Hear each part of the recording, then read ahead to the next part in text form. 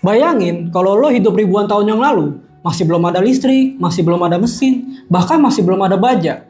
Namun, di tengah keterbatasan itu, manusia berhasil membangun bangunan raksasa yang masih membuat ilmuwan modern tercengang hingga hari ini. Dari taman menggantung di padang pasir hingga patung perunggu setinggi gedung 10 lantai. Inilah 7 keajaiban dunia kuno, simbol keabadian imajinasi dan ambisi manusia. Tapi di balik keindahan dan kemegahannya, tersembunyi kisah kehilangan, kehancuran, dan misteri yang mungkin gak akan pernah benar-benar terungkap. Halo True Citizen, kembali lagi bersama gue Juan.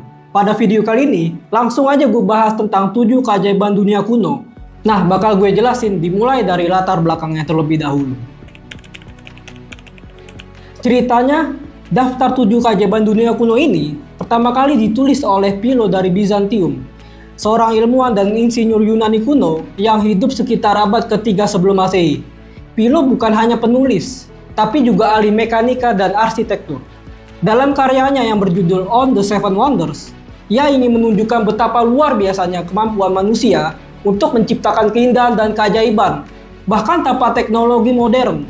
Namun, hanya satu dari 7 keajaiban dunia itu yang masih bertahan hingga hari ini. Sisanya sudah hilang ditelan oleh waktu. Ada yang hancur karena gempa bumi, kebakaran, atau perang. Tapi setiap batu, setiap legenda menyisakan jejak yang mengingatkan kita bahwa manusia selalu berusaha meninggalkan sesuatu yang abadi.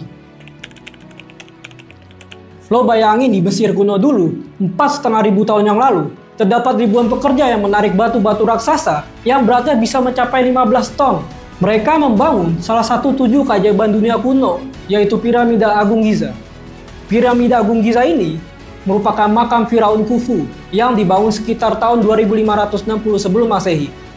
Piramida ini punya lebih dari 2 juta balok batu dan berdiri setinggi 146 meter dan merupakan bangunan tertinggi di dunia selama lebih dari 4.000 tahun. Yang bikin heran, mereka membangunnya tanpa alat berat, tanpa besi, tanpa roda. Beberapa teori mengatakan bahwa mereka pakai suatu alat yang bernama rem spiral besar untuk menarik batu-batuan tersebut. Sedangkan yang lain percaya ada sistem keseimbangan dan tali. Para sejarawan percaya bentuknya yang runcing ke atas melambangkan jalan menuju surga, karena Firaun dianggap dewa yang akan bersatu dengan matahari setelah ia mati. Dan sampai hari ini, Piramida Giza masih jadi satu-satunya keajaiban dunia kuno yang masih berdiri tegak.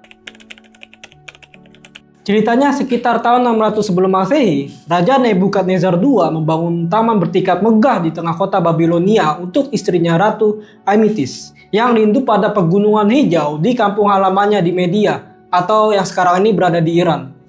Konon, taman itu menjulang setinggi 20 meter, dipenuhi pepohonan, bunga, dan air terjun buatan. Sistemnya rumit banget.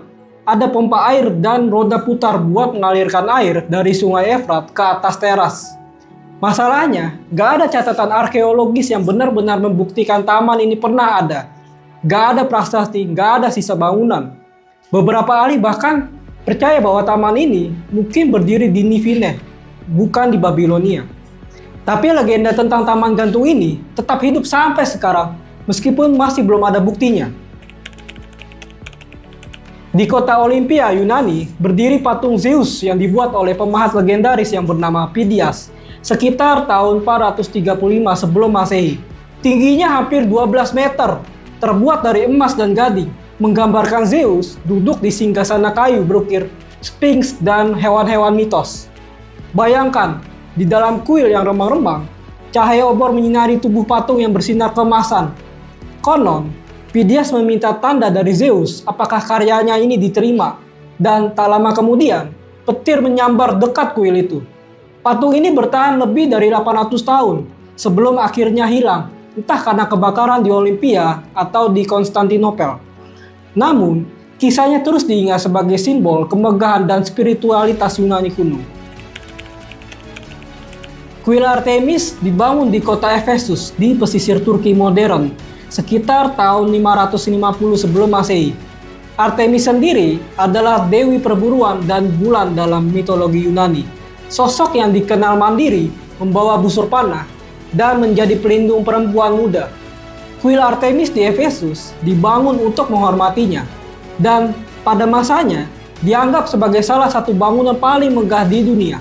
Bangunan ini berdiri sepanjang 400 kaki dengan 127 pilar marmer setinggi 18 meter. Kuilnya begitu indah sampai penulis Yunani yang bernama Antipater dari Sidon bilang, selain Olympus, matahari nggak pernah melihat sesuatu yang begitu megah. Tapi sayangnya kemudian pada malam ketika Alexander Agung lahir, kuil ini dibakar oleh seorang pria bernama Herostratus yang ingin menarik perhatian agar namanya terkenal. Ia akhirnya dihukum mati dan namanya sempat dilarang disebut.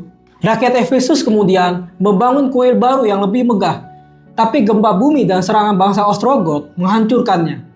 Kini hanya ada satu kolom yang tersisa, berdiri di antara reruntuhan, mengingatkan kita pada kemegahan yang hilang.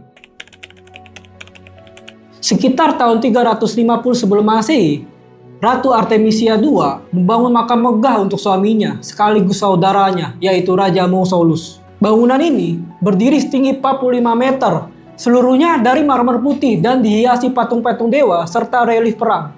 Konon, karena terlalu sedih, Artemisia meminum abu suaminya yang dicampur air agar mereka tak terpisahkan selamanya. Sejak itu, istilah mausoleum dipakai untuk menyebut makam megah di seluruh dunia. Sayangnya, gempa bumi menghancurkan bangunan ini pada abad ke-13. Sebagian puingnya kemudian dipakai untuk membangun benteng di Bodrum. Tapi beberapa patung dan ukirannya masih bisa kita lihat di British Museum hari ini. Setelah mengalahkan pasukan musuh dari Makedonia, penduduk Pulau Rhodes di Yunani membangun patung Helios, dewa matahari, sebagai simbol kemenangan dan kebebasan. Tingginya sekitar 30-33 meter, dibuat dari perunggu, dan diselesaikan sekitar tahun 280 sebelum Masehi oleh Charles dari Lindos. Patung ini berdiri megah di dekat pelabuhan, memantulkan cahaya matahari, seolah Helios benar-benar sedang menjaga mereka. Namun, hanya 56 tahun kemudian, gempa bumi besar menghancurkannya. Meski roboh, reruntuhannya masih dikunjungi oleh para wisatawan dari seluruh dunia selama berabad-abad. Banyak yang salah sangka kalau Colossus berdiri dengan satu kaki di setiap sisi pelabuhan, tapi sebenarnya kakinya berdiri berdekatan agar kuat menahan beban logamnya. Patung ini jadi simbol semangat manusia.